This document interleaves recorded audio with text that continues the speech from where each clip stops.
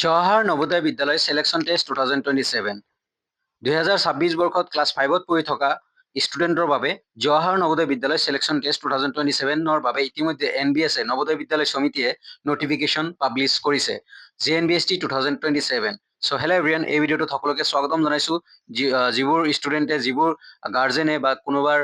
brother relative যদি আছে class 5ত পঢ়ি থকা দেন আবেদন কৰিব পাৰিব জৱাহৰ নৱোদয় বিদ্যালয় সিলেকশন টেষ্ট 2027ৰ বাবে তাৰ বাবে ক্লাছ 5ত পঢ়ি থকা 2026ত ক্লাছ 5ত পঢ়ি থকা ষ্টুডেণ্ট হ'ব লাগিব both boys and girls class 5ত পঢ়ি থকা হ'ব লাগিব আৰু ক্লাছ 6ৰ বাবে যেহেতু এন্ট্ৰেন্স টেষ্ট সো 6ৰ বাবে সেশন 2027 2028 সো 6ৰ পৰা যেহেতু নৱোদয়ত লোৱা হয় সো 5ৰ পৰা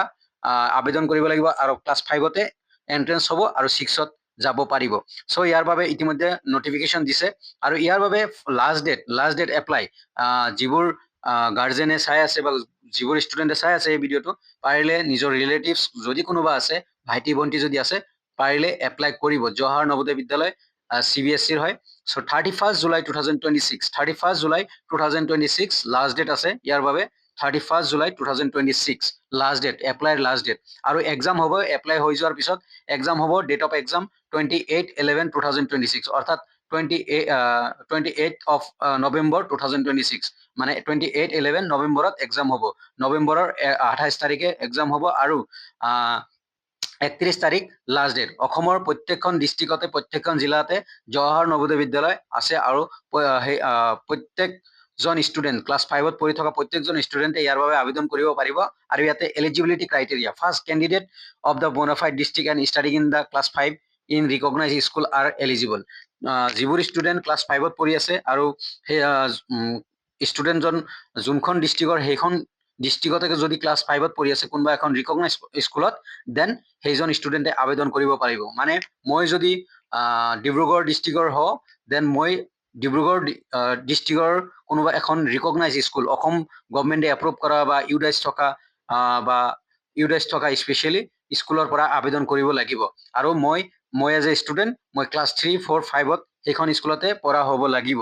যেহেতু 3, 4, 5ৰ মাৰ্ক খুজিব এডমিশ্যনৰ সময়ত আৰু most important date of birth 1/5/2015 date of birth 1/5/2015 পৰা আৰম্ভ কৰি 31/7/2017 লৈকে হ'ব লাগিব ইয়াৰ ভিতৰত হ'ব লাগিব মিন্স 1ৰ পৰা আৰম্ভ কৰি 1/5/2015 পৰা আৰম্ভ কৰি 31/7/2017 এইখিনি টাইম ধৰি দিয়া হৈছে ইয়াৰ মাজত যদি ডেট অফ বাৰ্থ আছে দেন সেইজন ষ্টুডেণ্ট আবেদন কৰিব পাৰিব